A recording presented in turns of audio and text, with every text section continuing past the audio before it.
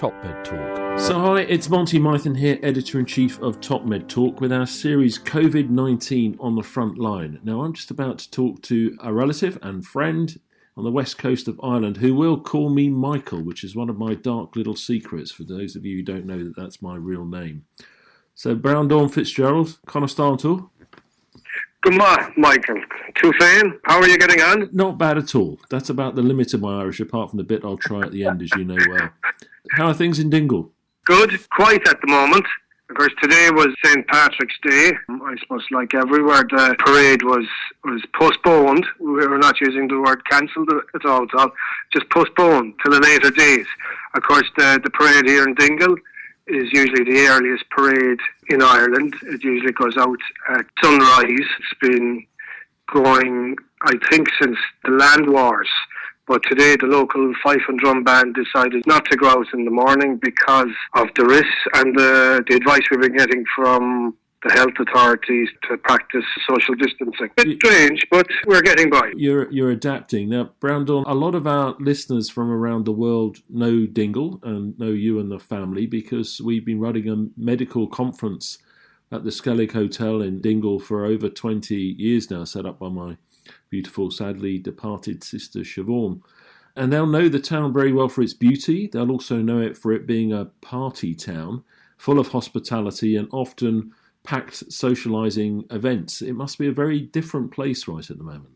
Absolutely. I suppose, you described the area brilliantly, I suppose, for all the years you're coming here, Michael, and like you know yourself, and just the conference in October is such a, I suppose it was the first, maybe was it 20 years ago now or a bit longer. It kind of extended the season. I suppose the season used to finish in September. Yourself, Siobhan, and all your colleagues started coming here in October. The season now was, we all wintered well, getting ready for the summer season. And I suppose this probably started about maybe 4 weeks ago. Just a slow trickle of cancellations, and then it's over the last 2 weeks to a week to now escalated to whereas now there's no tourists around, or if there are tourists around, they're waiting to get a flight to their own country. I know the bed and breakfasts, the hotels, the restaurants, they're all facilitating anybody who is here. So nobody won't have a bed or won't have a meal, won't have just hospitality while they're here. But yeah, we're facing uncertain times. I think the announcement at the weekend that the bars and pubs were closing down, I think it was nearly 150,000 to 200,000 people were just unemployed overnight. Up to now, the Irish government has stepped up to the mark, and I suppose over the next while it is important, like with all the health worries that people have, that the government steps in to remove any financial worries or any worries about mortgages or utility bills that people may have. Our health is most important, but if at all, the government and the public sector can remove any financial worries people have, people will adhere and stick to the guidelines that the authorities are asking them to abide by. You're Councillor Breandán Fitzgerald, which means you're in the front line from the perspective of supporting the community there. We've been watching your tweets and all the advice you're putting out and the help you're offering. Is the community stepped up to help everyone in this crisis? Absolutely. You know yourself, our cousin Paul Gainey, who plays football for Kerry and for Dingle, you know, you've seen him playing football so many times and winning in All-Ireland. Himself and all his teammates in the club got together. They're all housebound. They're all young athletes, prime of their health, and they all kind of came, not physically together, but over phones and WhatsApps and social media and said, look, what can we do? So they decided to come up with a system. We have one number which is out there on our social media platforms. It'll be going around to the pharmacies, the doctors, clinics, the shops, every place that we can, so that if people who are self-isolating or who are just worried, do not want to come into town, or people who are elderly and can't get into town, that they can ring this number. Either an order can be given for the prescription or fuel or shopping or whatever they need, meal events. A lot of the pubs and restaurants are doing takeaways. The footballers then will pick up the order and then deliver it to the person who ordered. And of course, Everybody is following the medical advice that the health authorities are giving us. 2 meters apart, washing hands, coughing, sneezing into your tissue, and wearing gloves as well. The footballers won't go into the house, but they will call the person just to confirm that they're on the way. There'll be no money exchanged. All that will be done over the phone. The groceries or the tablets or the medicine will be left outside the house, and the person will then get them. And I suppose just to reassure people, all of the deliveries, the lads will be wearing their jerseys. So the Dingle colours. Dingle have done it. The Gaeltacht started it, which is our rival clubs. They started it on, I think, Sunday, and I think Owenascall have started it today. We started it yesterday. All the other amateur Gaelic football clubs in West Kerry, and I think probably by the end of the week, the county will be doing it. You know the connection the GAA, the Gaelic Athletics Association, has throughout every town and village and county in Ireland, and the place it has, I suppose, in Irish life. They're stepping up to the mark. I think also, like you said, that the local authority have been making, the senior management have been making plans for the last month, meeting regularly, following the advice from the central government. They have plans in place for all essential services to continue. In line with that, of course, there will be people who will not be able to work, but they have, I suppose, plans in place. And I think even, say, yesterday, I was just talking to our county, our MD manager here, and had said, look, just in case there's the local GAA lads are setting up a system, and this system that the GAA are setting up in conjunction with the Gardaí, who's the local police force, and the HSE, which is the health authority. So yeah, there's a big step up. I think everybody, I suppose, with this, nobody can see, what's happening. So everybody, it's very worrying. I was listening to one of your interviewees last night, and he said, look, you know that the messages are getting across when you see fear in people's eyes. Well, there's fear in people's eyes, not panic. People are afraid, but I suppose like that, if we do follow the medical advice being given, we'll try to, contain, delay, and get through this time. Are you screening or testing in town yet? Because the delivery of healthcare in some of the more remote parts of Ireland, it's strange to describe Dingle as remote sometimes, but it can be a little bit remote from the bigger hospitals sometimes. What's happening on that front?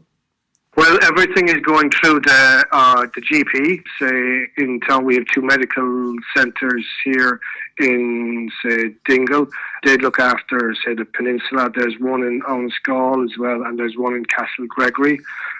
So what is being told is that basically, if you have symptoms, you're not to go to the medical centre.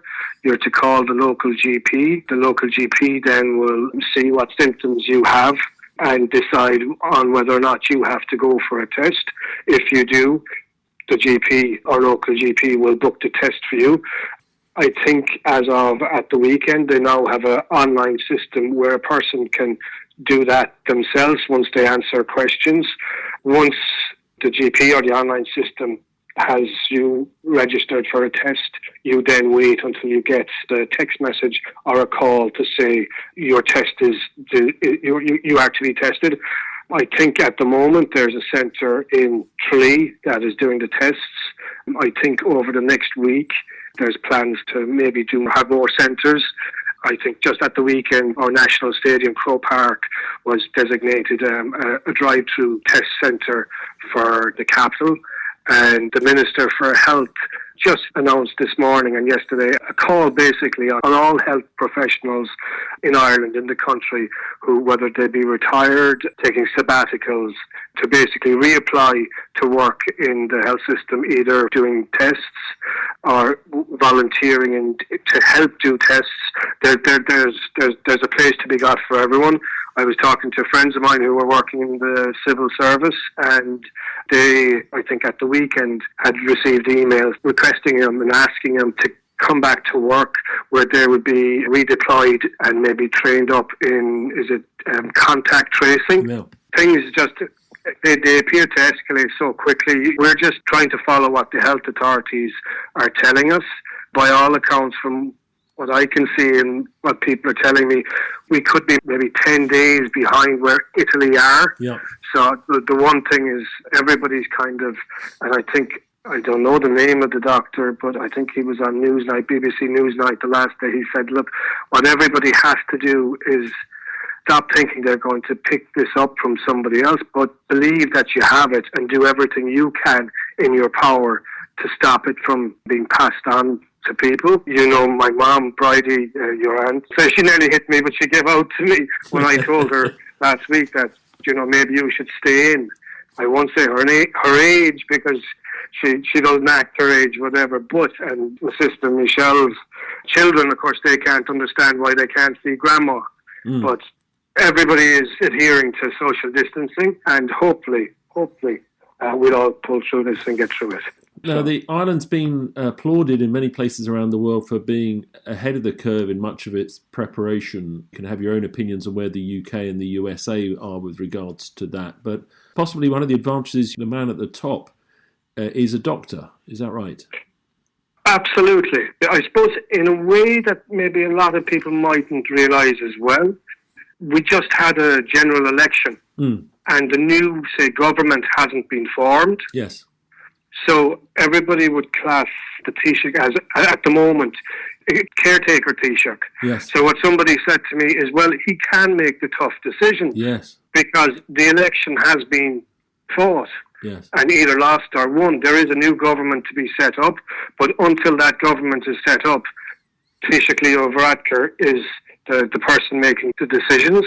And I think, yes, to have that knowledge of being a doctor and what is required, of course it's going to help. Yeah, look, every country will deal with it in its own way. I think it was last Thursday, or I think I forget the days, where the government announced that there was a measure of 2.4 or 3 billion that was going to be put in immediately to offset the difficulties. Like I was just talking to a man there, like, you know, Dingle's a small enough town. He had to leave go 70 people at the weekend, all their families, and everybody doesn't mind now, but how long is this going to last? And like, it is important for the Taoiseach and the government to not alone do the measures now to stop the spread of the COVID-19, but also to put in the financial security for business and for individuals that take the worry away from them. Do we have to, don't we? Because that could turn ugly very quickly if we don't get that bit right. Do you know, even like the initiatives that we're doing with our local GA club, young people are going to be very restless if they're not, number one, informed, number two, looked after, and number three, made to feel that they can actually do something. Nobody likes to feel they can't do something. So, like, there's bound to be, like, we have this system that maybe might not be needed in the future, but it might be the only way for people to get food and supplies around the whole peninsula of West Kerry. It is important, like, that everybody works together, and all of you in the medical profession use all your brain power and everything and come up with ways to stop this, and I suppose come up with a vaccine.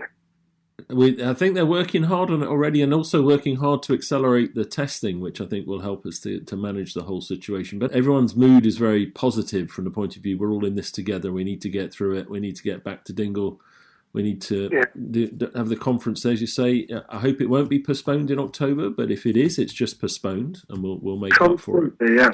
And we will continue to look forward to visiting and to having the crack, as they say. Now, well, as you told me earlier, the first pint is on you.